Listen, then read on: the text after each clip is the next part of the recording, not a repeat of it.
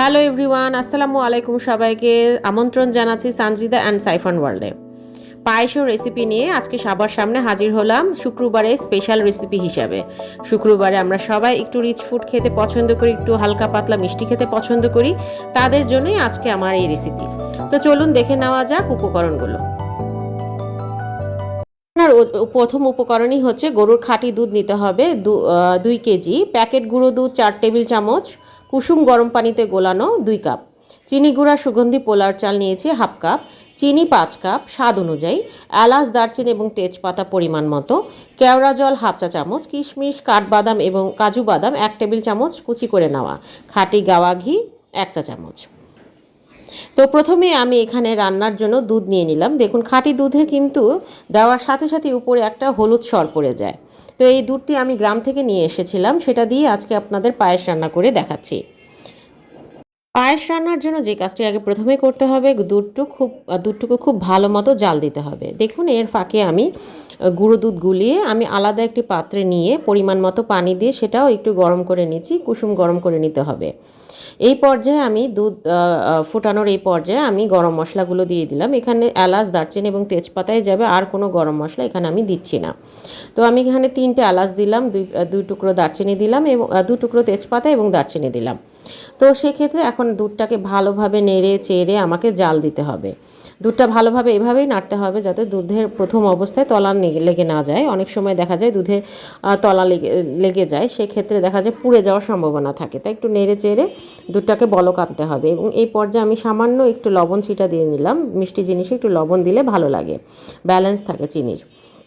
তো লবণ দিয়ে এখন আমি এটাকে দাঁড় দাঁড় হয়ে এটাকে আমি ফুটিয়ে নিব, কারণ দেখা যায় একটু নড়ে চড়ে গেলে দেখা যায় দুধ বলক এসে একদম চুলা টুলা মেখে যায়। তো এই পর্যায়ে আমি যে পোলাও চালটা নিয়েছিলাম ভিজিয়ে রেখেছিলাম, আমি সেটাকে আবার ভালো করে ধুয়ে নিচ্ছি। ধুয়ে একটা স্ট্রেনারে আমি ঝরাতে দেবো। শেষ। এখন ফাঁকে ফাঁকে ওই যে বললাম দাঁড় হয়ে আমার চুলার কাছে বলক উঠাচ্ছি। এ তো বলক চলে এসেছে। এখন চুলাটা একদম মিডিয়ামের চেয়েও কম জালে রাখতে হবে যাতে দুধটা উতলে না পড়ে যায়। আর এই ফাঁকে আমি আমি পাশে দাঁড়িয়ে আরও কিছু কাজ আছে করে নিচ্ছি। এখন আমি চালটাকে 2 ভাগে ভাগ করে আমি একটু এটাকে কি বলে হামানদিস্তার যে ছেঁচুনি আছে সেটা দিয়ে একটু আধা ভাঙা করে নিলাম। আধা ভাঙা করলে খেতে খুবই ভালো লাগে। এটা আমি একবারই করতে পারতাম, কিন্তু আমার কাছে ওই সময় একটা বড় প্লেট আমি পাচ্ছিলাম না এইভাবে, সাইড দিয়ে একটু উঁচু থাকবে প্লেটটা। তো সেটাই আমি নিয়ে 2 ভাগে আমি চালটা আধা ভাঙা করে তারপরে আমি দুধে দিয়ে দিচ্ছি। এই পর্যায়ে কিন্তু দুধটা ভালোভাবে বলক নিয়ে এসেছি আমি। এটা বলক আনাতে প্রায় 20 মিনিটের মতো লেগেছে। 20 মিনিট ভালো করে জাল দিয়ে তারপরে আমি চাল আধা ভাঙা করে দিয়ে দিলাম। আর চালটা আমি ভিজিয়ে রেখেছি প্রায় 10 থেকে 15 মিনিট।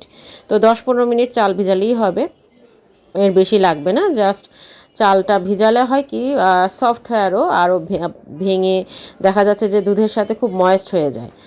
তো এই পর্যায়ে আমি ভালোভাবে নেড়েচেড়ে দিয়ে দিচ্ছি। চাল দেওয়ার সাথে সাথে একটু নেড়েচেড়ে দিতে হবে, নাহলে চালগুলো একদম তলায় লেগে যাবে। যখন বলক এসে যাবে তখন আর কিছুই করার নেই, তখন ভালোভাবে চালটা সেদ্ধ করার পালা। চালটা সেদ্ধ হলে আমি এখানে চিনি দিয়ে দিব। খুব ভালোভাবে সেদ্ধ হওয়ার এক পর্যায়ে ওই যে আমি আগের থেকে যে গুঁড়ো দুধ কুসুম গরম পানিতে ফুটাতে দিয়েছিলাম সেটা অলরেডি একটু সর পড়েছে, তো সেটা এখন এই পর্যায়ে দিয়ে দিলাম। এটা দিতে হবে যখন দুধটা বলক আসার পরে, যখন একটু কমে আসবে তখন চাল দেওয়ার পরে দুধটা মিশিয়ে দিলে ভালো হয়, না হলে একদম বলক এসে উতলে পড়ে যায়।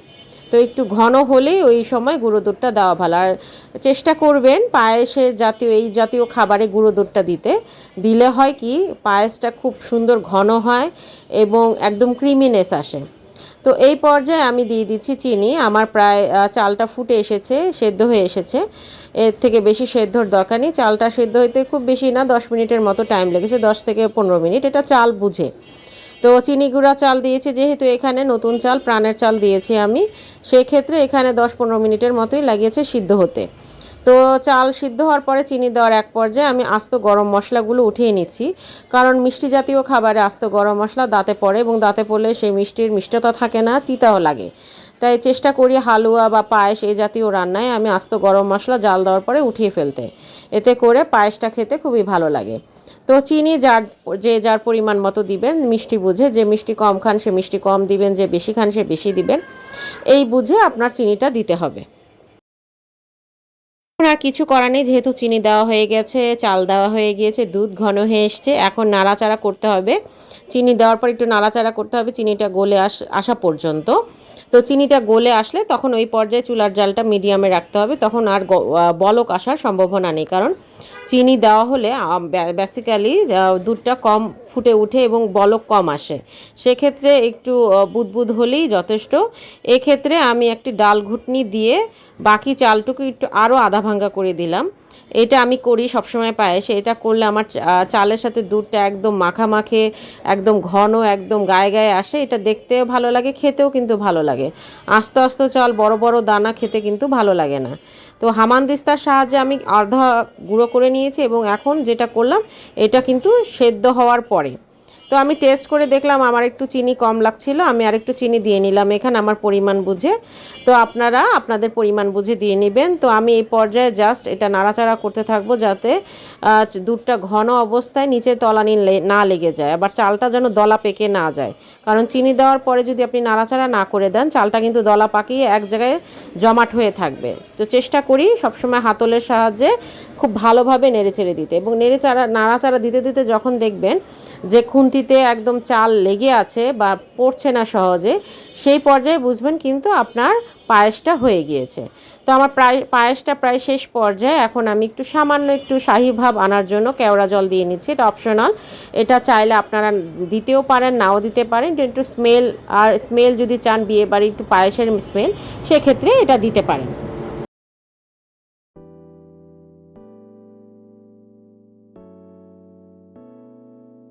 দেখতে পাচ্ছেন একদম দুধটা ঘন হয়ে এসছে, এবং যতবারই আমি নাড়াচাড়া করছি একদম খুন্তির গায়ে লেগে যাচ্ছে, এবং চাল বোঝা যাচ্ছে যে দুধের সমান সমান হয়ে গেছে। একদম ঘন করা যাবে না, একটু পাতলা পাতলা অবস্থাতেই চুলা থেকে নামিয়ে ফেলতে হবে।